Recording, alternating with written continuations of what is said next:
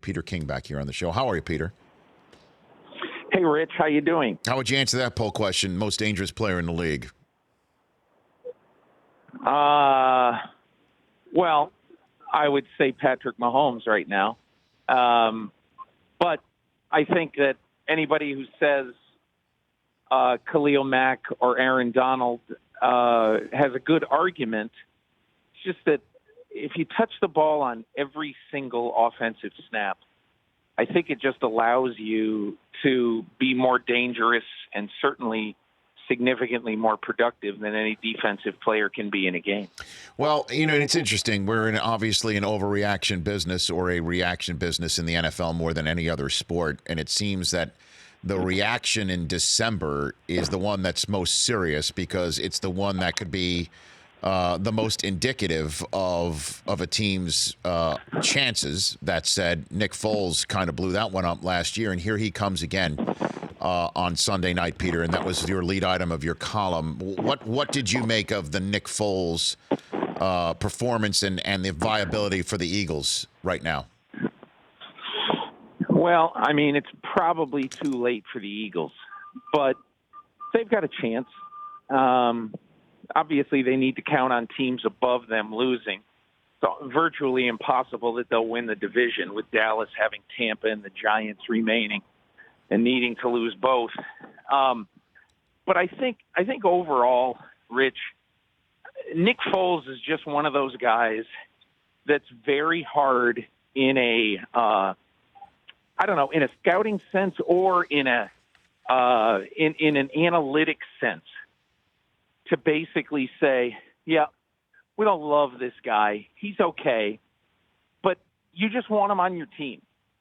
He's just one of those guys. It reminds me when I covered the Giants in the 80s, they had a defensive end named George Martin. And Bill Parcells used to say the ball just finds him. And he would make some incredible defensive plays, even though he might only play 20 snaps a game. And he'd make 2 or 3 plays every game. He was always around the ball. He was so instinctive. And I almost feel like that with Foles, that, put him in the game. He might not play great, but usually when you put him in the game, your team's going to do pretty well. That's what you've seen over the last, say, 53 weeks on the calendar with Nick Foles. And I don't doubt at all he's going to play well against Houston this week, and they've got a good chance to win that game. And then they just need Minnesota to lose once. That's basically what they need to have happen here. And Right. Minnesota's at Detroit and then home for Chicago, which has an opportunity potentially to get the 2 seed. It'll all be up to what Chicago has to play for, I think. Not that Chicago is going to lay down, because I don't think they would, but how much will they have to play for in that game?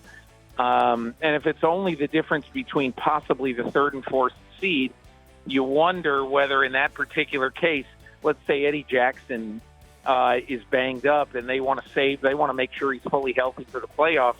That's the kind of game where you can, conserve some of the guys who you need to get healthy. So it's easy to sit here and say, well, Minnesota's going to lose one of those games, but I don't know that they are. Let's see. Well, Let's see who has to play for what then. Well, it could be one of those things, Peter, where they put Minnesota versus Chicago in a late window in Week 17, the same time that the Rams play the 49ers, to make sure that it's entirely possible for the Bears to get that 2 seed, and then suddenly they're out there, and that might be the way for Philadelphia to get into this dance. And so let me take this one by one here.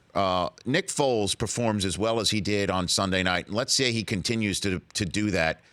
What does that put in the mind's eye of Philadelphia in this offseason between Foles and Wentz? Is there really something there potentially? I think the only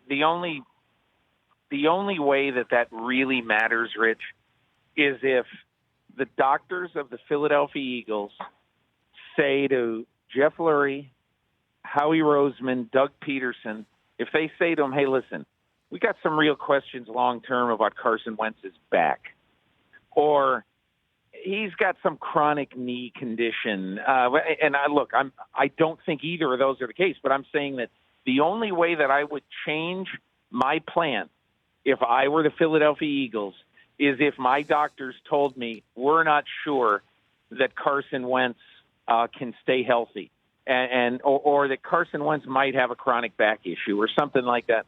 Otherwise, Rich, you can't pay two quarterbacks. And at the end of this year, somebody is probably going to pay. I don't know who it's going to be, but let's say Tampa, gets rid of Jameis Winston, or Jacksonville obviously is going to be looking for a quarterback. Miami might be looking for a quarterback. And what about the Giants? I mean, so you look at all these things, and there are other teams too. You look at that, and I can't imagine that the Eagles would pay Nick Foles enough for him to turn down the opportunity one more time in his life, at least, to have a team and to be the starting quarterback. Yeah, that's why I love this time of year, Peter King, is because not only is it rubber meeting the road in terms of playoffs, but we're already looking over the steering wheel for teams that aren't, on the outside looking in, that might not make it, or teams that are already done and futures. And I want to put a pin in that quarterback conversation for the moment while we turn to the here and now with Jared Goff. I just seeing him, he just does not appear to be. He's definitely not the same quarterback that did what he did against the Chiefs on that Monday night game. They struggled in Detroit, but won. It looked like people are already saying that the Bears broke the Rams based on what we're seeing. What do you see when you watch Goff play football right now, Peter? I see a guy who either, to be kind, he's lost his mojo. To be real, he looks totally shaken up out there. He looks like, I don't know if nervous is the right thing, because I don't know that it's nerves. But Rich, you can't do what this quarterback did against Minnesota and lay deep throws into a postage stamp of a window.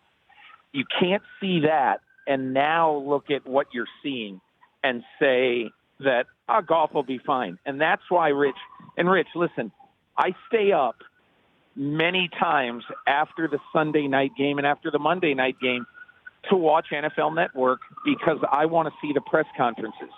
I want to see what these guys are saying. And you got to go back and look at Sean McVay after this game, because he, for the first time in the 2 years that he's been the coach of this team, he had I would say more than a worried look in his eye, and sounded worried about his team. He's always been this guy, Rich. You see him every single week. He's cocky is the wrong word. He's just intensely confident of what they're doing, and it keeps working.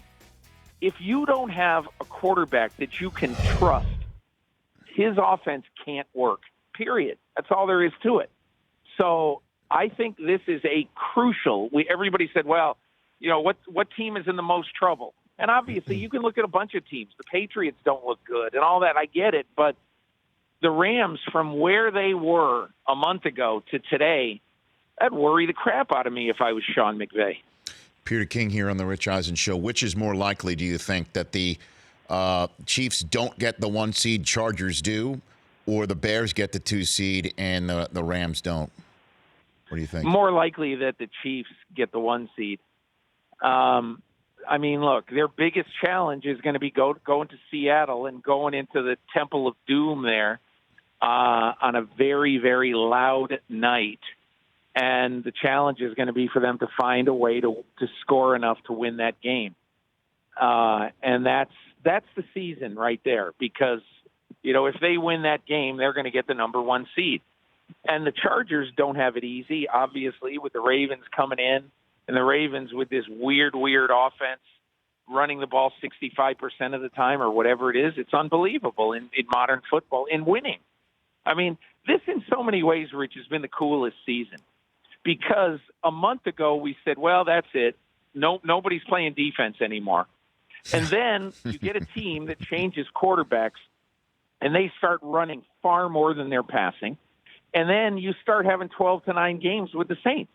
It's totally fascinating, and I just think it goes to show that's why people love the NFL so much. Who would have thought that Drew Brees would have struggled mightily to score 12 points against a 6-6 team? I wouldn't have, or whatever they were coming into that game.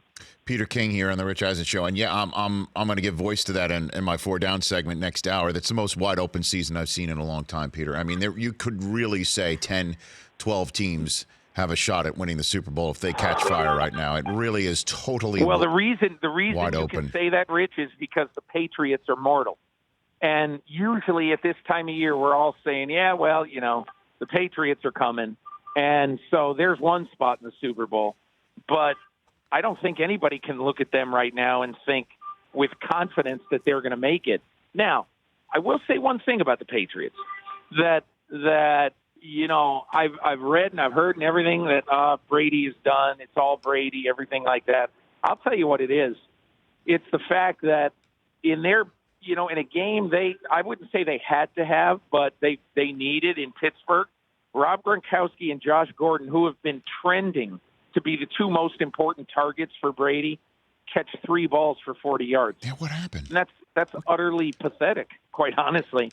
So they got to get Josh Gordon involved consistently in this offense because I do not trust Rob Gronkowski to be the big factor anymore. Okay. How do you see the Green Bay head coaching gig and Cleveland gigs right now playing out? Because those are the two coaching gigs we know exist. It seems like those are the two best jobs out there. Well, unless Baltimore for some reason decides to do what's rumored, which would shock me, putting John Harbaugh out on the street. It would surprise me. It wouldn't shock me. It would surprise me though, and that's one of the reasons why you can't really. Well, who do you think's going to get the Cleveland job? Who do you think's going to get this job?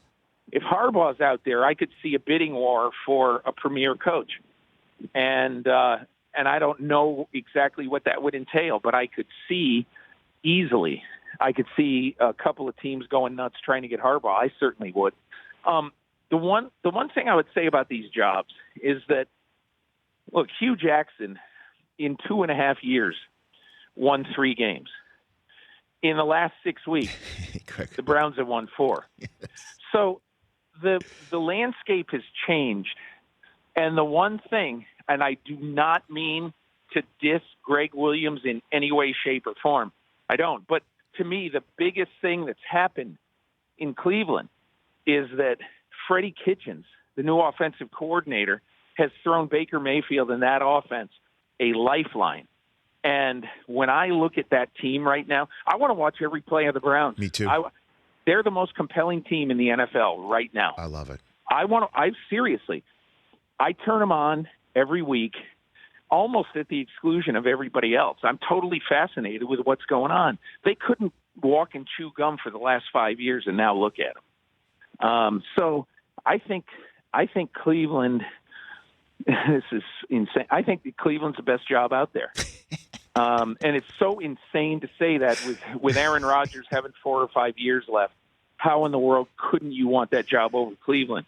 The only reason is, at least in my opinion, is I'll take Baker Mayfield for the next 12 years over Aaron Rodgers for 5.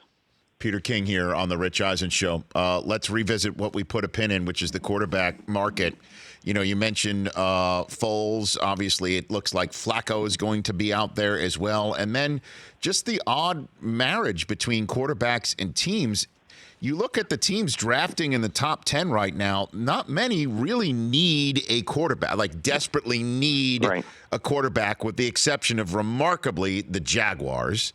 My question is how many teams do you think are going to be in the market for quarterbacks, and a name that you think would be on the market for a free agency that you don't expect?